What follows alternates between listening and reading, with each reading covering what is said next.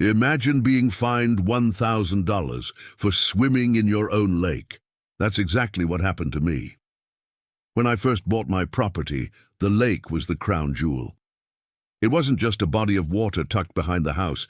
It was a private, sparkling stretch that mirrored the sky at dawn and glowed golden at sunset. I purchased this home with the understanding that the lake was part of the deed. The papers were clear. It was on my land, maintained at my expense, and fully within my rights to use as I pleased. For years, the lake was my sanctuary. On quiet mornings, I would sit on the dock with a cup of coffee, listening to the chorus of birds rise with the sun. On summer afternoons, I'd dive into the water to cool off, enjoying the privacy that only comes from owning your own slice of nature. My friends loved it too. Whenever I hosted barbecues, the lake became the centerpiece of laughter and joy. Life here was peaceful, at least until the HOA decided to make trouble. The neighborhood's HOA was notorious for overstepping boundaries. They had a reputation for nitpicking lawn decorations, dictating paint colors, and issuing ridiculous fines for things as small as leaving trash bins out a few minutes too long. But until recently, I hadn't had any serious conflicts with them. I paid my dues, kept my property in shape, and mostly ignored the board's antics. Unfortunately, ignoring them didn't mean they'd ignore me.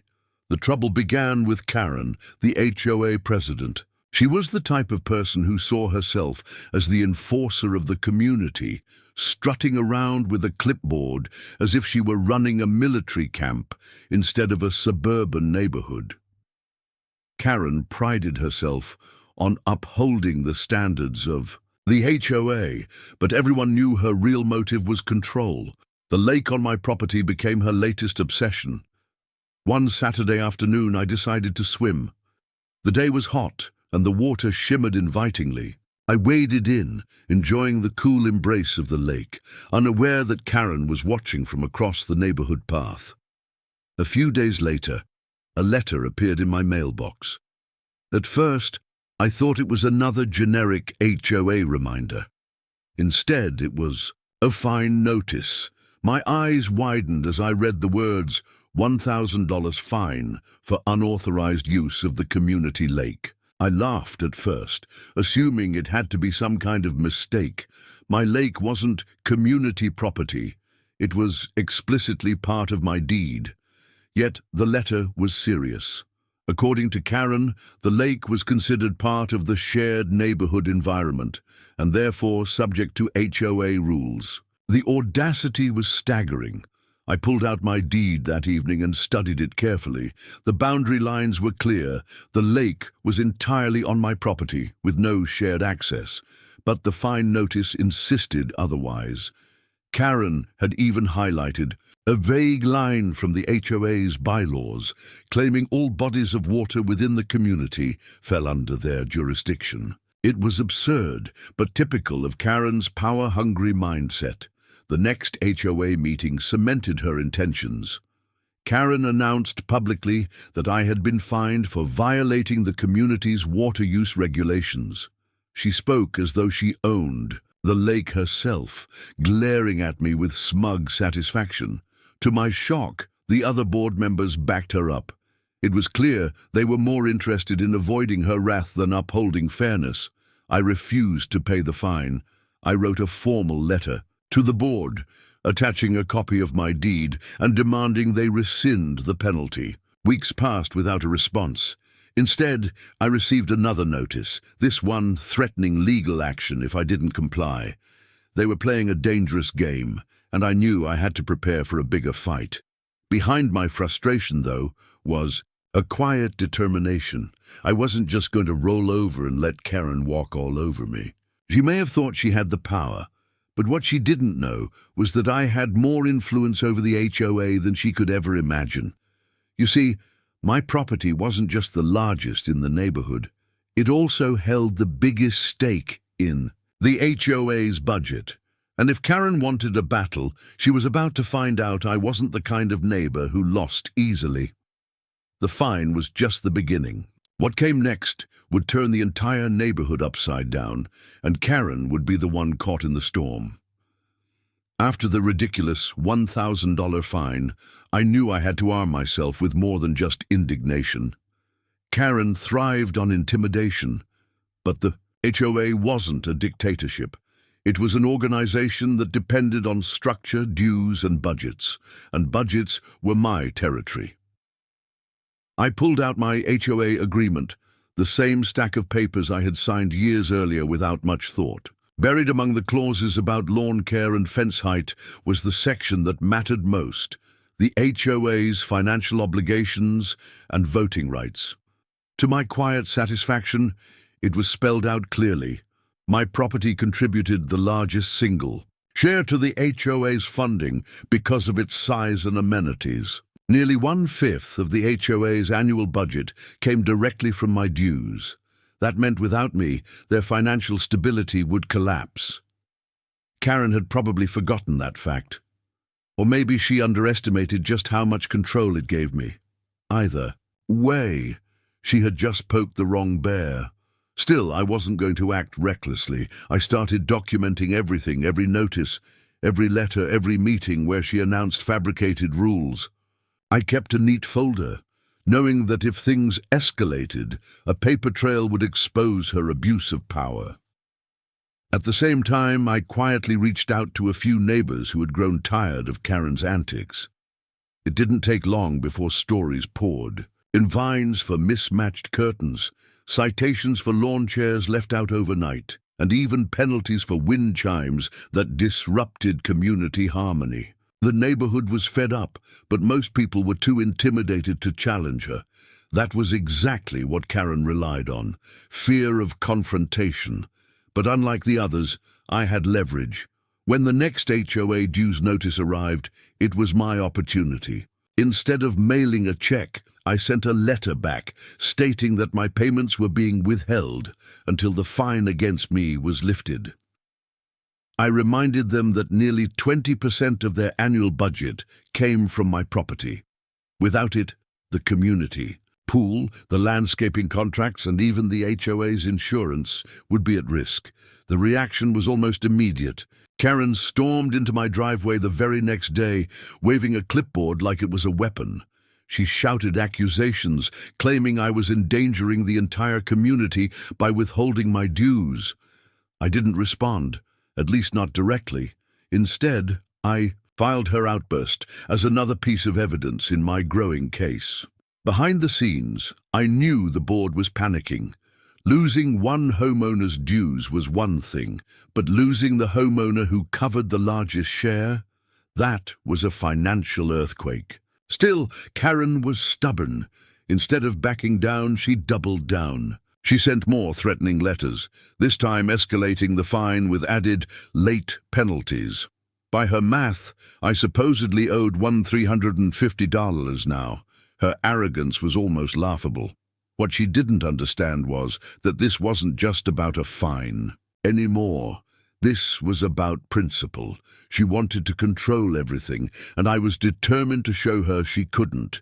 That's when I started laying the groundwork for the counterattack. I requested an official copy of the HOA's annual financial reports. By law, they were required to provide them to any member who asked. Karen stalled, of course, but eventually the documents landed in my mailbox. As I combed through the numbers, a pattern emerged: mismanagement, overspending, and questionable miscellaneous expenses that didn't add up. It didn't take long to figure out that Karen had been funneling money into pet projects and unnecessary community improvements that benefited her friends. This was my smoking gun. Not only had she overstepped with the fine, but she had also been quietly misusing HOA funds. And with my financial leverage, I had the perfect angle to expose her. Still, I didn't want to go straight to war.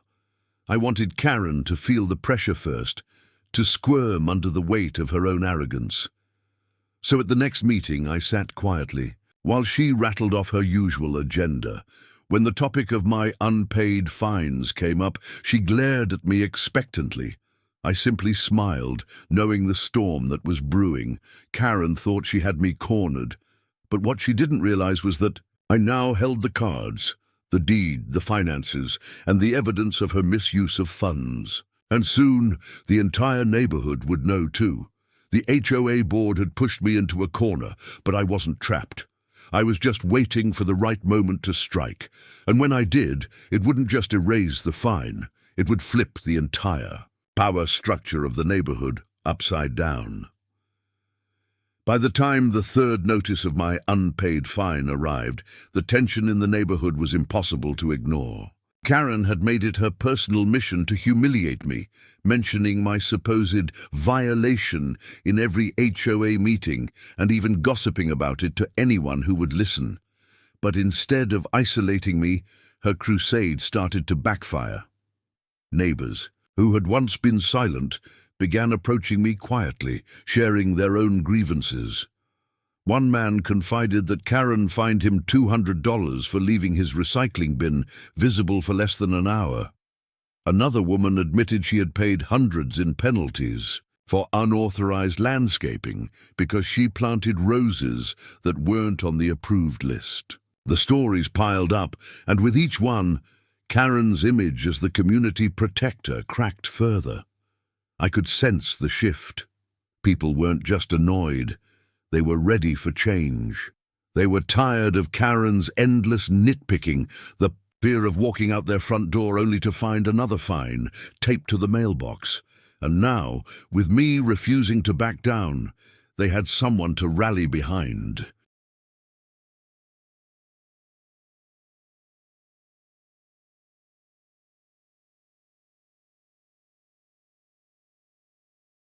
I started casually talking to more neighbors, dropping hints about the HOA's financial mismanagement without revealing everything at once. The reactions were exactly what I expected: shock, anger, and, most importantly, curiosity. They wanted to know more. Karen must have noticed the growing unrest because she ramped up her attacks. She began sending community-wide emails, painting me as a selfish neighbor who was withholding dues and hurting the neighborhood. She claimed my actions would lead to higher costs for everyone else. It was a desperate attempt to turn the community against me, but instead, it drew more attention to the real issue: her leadership. Then came the breaking point. One evening, Karen tried to block a family from hosting a birthday party in their own backyard, citing noise concerns. The family had lived here for nearly 10 years without issue, but now, under Karen's iron rule, even a child's laughter was considered a violation. That was the final straw for many. The following week, I invited a few neighbors over to my house. We sat by the lake, the same lake Karen claimed wasn't mine, and I laid out the financial records I had uncovered.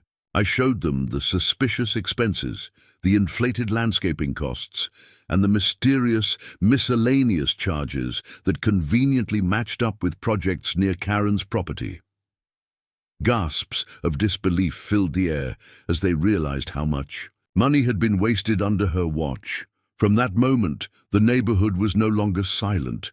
Word spread quickly, whispered over fences and shared at mailboxes. People were angry, not just about the fines, but about the betrayal they were paying into a system that Karen was exploiting for her own gain. At the next HOA meeting, the shift was undeniable. Instead of nodding along to Karen's lectures, people began questioning her. Why were fines so high? Why was money disappearing into vague expenses? Why was one homeowner, the one with the lake, being targeted so aggressively? Karen tried to dismiss it all as rumors and misunderstandings, but the board looked rattled. Even some of her closest allies hesitated, their loyalty cracking under the weight of growing community pressure. I sat quietly through it all, letting the others speak. That was the beauty of it. I didn't need to shout or argue. The neighborhood was beginning to fight for itself, and Karen was losing control, one neighbor at a time. But I knew this was just the beginning. While Karen scrambled to keep her grip on power, I was preparing the final blow, the one thing she couldn't ignore, the one move that would strip her of her authority entirely. She had fined me $1,000 for swimming in my own lake. Soon, I would raise every single homeowner's dues by $5,000, and the best part was, I had every legal right to do it. By now, Karen had lost much of her aura of control. The neighbors were whispering, the board was uneasy, and her once unquestioned authority was cracking. But she still clung to power, waving her clipboard around like it was a crown and issuing fines as if nothing had changed. She truly believed that if she doubled down hard enough, she could scare me and the entire neighborhood back into submission. She had no idea what was coming. The HOA's bylaws were clear. Dues could be adjusted in proportion to the financial needs of the association, as long as they were approved in the annual budget meeting. What Karen didn't realize was that because of the sheer size of my property and the value it represented, my vote carried more weight than hers. In fact, the structure of the HOA gave me leverage she had overlooked. The ability to propose budget adjustments and push them forward with majority backing if I could rally enough support. And thanks to her months of tyranny, rallying support was easier than ever. I began drafting a proposal for the next budget meeting, one that would raise the HOA fees across the board by an additional $5,000 per household. It was a bold move, but it had a purpose. With the evidence I had gathered, I planned to reallocate that money into an independent audit of the HOA's finances and legal fees to challenge Karen's misuse of power. Every dollar was accounted for, and every homeowner would see exactly where their money was going. When I shared the draft with a few neighbors, their first reaction was shock. $5,000 was no small sum. But when I explained how the money had already been misused under Karen's leadership, and how the audit could expose years of corruption, the shock turned into determination. People weren't just angry anymore, they were ready to act. Karen, of course, caught wind of the plan. She marched down to my property, shouting about how I was destroying the neighborhood, how no one would ever support such a proposal, and how I was nothing but a troublemaker. Her voice echoed across the lake as if she was trying to convince herself more than anyone else. But the tide had already turned. On the night of the annual budget meeting, the community center was packed. More homeowners showed up than I had ever seen before, many clutching copies of the documents I had shared with them. Karen opened the meeting with her usual smug confidence, rattling off fines, rules, and reports. But when it was my turn to present, the room went silent. I laid everything out on the table. The deed proving the lake was mine, the fine notices she had fabricated, and the financial records that exposed her misuse of funds. Then I presented my proposal for the $5,000 fee increase, explaining how it would fund an audit and restore transparency. I didn't sugarcoat it. I told the neighbors plainly that it was the only way to protect ourselves from further abuse. The room erupted. Some were furious at Karen, others were stunned by the evidence, but nearly everyone agreed something had to change. For the first time, Karen's voice didn't dominate the room. She tried to shout me down, tried to dismiss the records as misinterpreted, but the board members themselves looked shaken. Even they couldn't deny the numbers staring them in the face. When the vote was called, it wasn't even close. The majority sided with me. The $5,000 increase was approved, and the independent audit was set into motion. Karen's face turned red, her lips trembling with rage as the reality sank in. She had lost control, not just of me, but of the entire neighborhood. Walking out of that meeting, I felt the weight shift. For months, Karen had treated me like the villain, but now the tables had turned. She was the one under scrutiny, and the community had rallied to my side. The fine against me still technically stood, but it no longer mattered. I had forced her into checkmate. And once the audit uncovered what I already knew, Karen wouldn't just lose her power. She might lose much more than that. The lake had once been my sanctuary, but now it was something bigger, the symbol of a battle that had exposed Karen for what she really was. And soon, the final chapter of her reign of control would come crashing down. The approval of the $5,000 fee increase sent shockwaves through the neighborhood. For years, Karen had operated unchecked, hiding behind vague bylaws and scaring people into silence. But now, with the audit officially underway, she had nowhere left to hide. The very system she used to control others was about to expose her. The independent auditors wasted no time.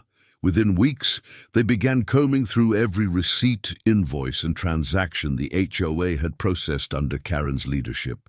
It didn't take long for the red flags to multiply. Payments to consultants who didn't exist, inflated costs for landscaping contracts tied to Karen's friends, and unexplained cash withdrawals that couldn't be accounted for. The neighborhood buzzed with rumors. Every day, more homeowners stopped me on the street, eager for updates. Karen, once the self-proclaimed enforcer of the community, now avoided everyone. Gone were her daily walks with a clipboard in hand. Instead, she lurked indoors, blinds shut, trying desperately to keep the crumbling walls of her empire from collapsing. Entirely. But the auditors weren't her only problem. With the financial spotlight on her, neighbors began coming forward with personal stories of how she had targeted them unfairly. Families who had been fined thousands for trivial violations realized those penalties had likely been funding Karen's schemes all along. The anger boiled over, and the once frightened community found its voice. The HOA meetings turned into spectacles. Attendance doubled, then tripled. Instead of Karen dictating the agenda, homeowners stood up one after another, demanding answers. The board members, who had once supported her out of fear, were now scrambling to distance themselves. They nodded along to the neighbors' frustrations, offering excuses and half-hearted promises of reform. But everyone knew the real issue was Karen. When the auditors finally presented their preliminary findings, the room fell into stunned silence. Tens of thousands of dollars had been misused under Karen's leadership. Some of it was spent on unnecessary community projects that benefited only her property. Other amounts were siphoned into accounts that had no legitimate explanation.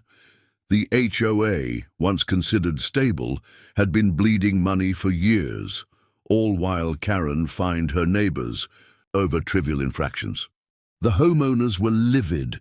Shouts echoed through the community hall as people demanded her resignation. Karen, cornered and visibly trembling, tried to defend herself. She claimed the auditors were biased, that the expenses were misunderstood, and that she had only ever acted in the best interest of the community. But the evidence was undeniable, and the crowd was relentless. The board had no choice but to act. In an emergency session, they voted to strip Karen of her presidency and suspend her from the HOA entirely pending further investigation. The decision was met with cheers from the crowd, neighbors clapping and embracing each other in relief. For the first time in years, it felt like the community was free. But for me, the victory wasn't just about Karen's downfall. It was about vindication. I'd been fined $1,000 for swimming in my own lake, an act that symbolized her arrogance and abuse of power. Now, with her corruption exposed, that fine was meaningless compared to the mess she had created for herself. Still, I knew this wasn't the end. The audit was ongoing, and the full extent of Karen's wrongdoing had yet to be revealed. Legal consequences were very likely, and I had no doubt she would try to claw her way back in whatever way she could. But the community was no longer afraid. The days of silent submission were over. The lake shimmered behind my house that evening.